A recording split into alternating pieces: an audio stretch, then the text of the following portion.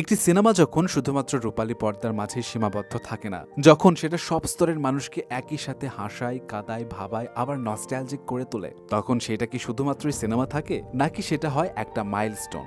Yes, বলছিলাম এই ঈদে মুক্তি পাওয়া পরিচালক তানিম নূরের সেকেন্ড ফিল্ম বনলতা এক্সপ্রেস নিয়ে।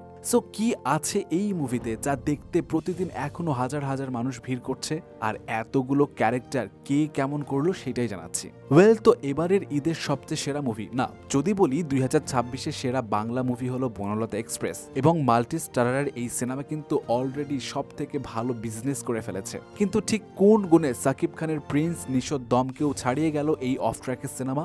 ওয়েল, এখন কথা সাহিত্যিক হুমায়ুন আহমেদের উপন্যাস কিছুক্ষণ অবলম্বনে যে এই মুভি নির্মাণ করা হয়েছে সে আমরা কম বেশি সবাই জানি। কিন্তু এই ধরনের সাহিত্য নির্ভর ছবির ক্ষেত্রে যেটা সমস্যা হয় সেটা হলো বিগ স্কেল এবং অ্যারেঞ্জমেন্ট। কারণ কারোর চিন্তা শক্তির লেখাকে বাস্তবে ফুটিয়ে তোলা, তাও আবার ক্যামেরার ফ্রেমে সেটাকে পোট্রে করা, সেটা সত্যিই চ্যালেঞ্জিং। কিন্তু ডিরেক্টর যখন তানিম নূরের মতো মিউজিশিয়ানস, তখন সেটা অসম্ভব বলে কিছু নয়। উৎসবের পরে বাংলা সিনেমার পরিধি বদলে গেছে। সবাই যখন high octane action commercial movie নিয়ে ব্যস্ত, তখন স্রোতের উল্টো দিকে বইটা টানে এই পরিচালক। এবং গত ঈদে আমরা বুঝেছিলাম যে একটি শতভাগ বাংলা সামাজিক ছবির এখনো ইন্ডাস্ট্রিতে কি পরিমাণ চাহিদা, এবং বনলতা এক্সপ্রেস সেই চাহিদা আমি বলবো অনেকটাই মেটাতে সম্ভব। গল্পের পাশাপাশি এতগুলো চরিত্রকে একই সাথে সমান গুরুত্ব দিয়ে ফুটিয়ে তোলার ফলে প্রতিটি ক্যারেক্টারই যেন জীবন্ত হয়েছে।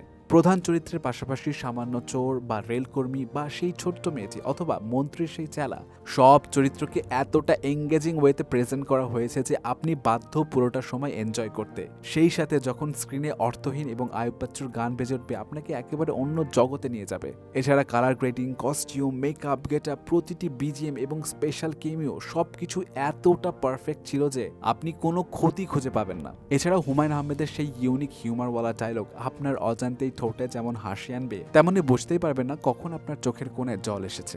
আর মোশাররফ করিম ভাই, এই মানুষটাকে নিয়ে আমি কি বলবো, এই মানুষটা যে কোন লেভেলের অভিনয় করেছে সেটা আমি বলে বোঝাতে পারবো না। শুধু এতটুকু বলতে পারি যে উনি ন্যাশনাল অ্যাওয়ার্ড ডিজার্ভ করে। এছাড়া প্রতিটি চরিত্রই এখানে দারুণ পারফরমেন্স করেছে। আমি তো বলবো 2026-এর জাতীয় চলচ্চিত্র পাবে বনলতা এক্সপ্রেস। এখন চাইলে এই সিনেমা নিয়ে আমি এখন অনেক কিছু বলতে পারি, বাট আমি সেটা বলবো না, কারণ আমি চাই এই সিনেমাটা একবার হলেও বাংলাদেশের প্রতিটি মানুষ হলে বসে এনজয় করুক। বাংলা সিনেমার জয় হোক। আজকে বিদায়।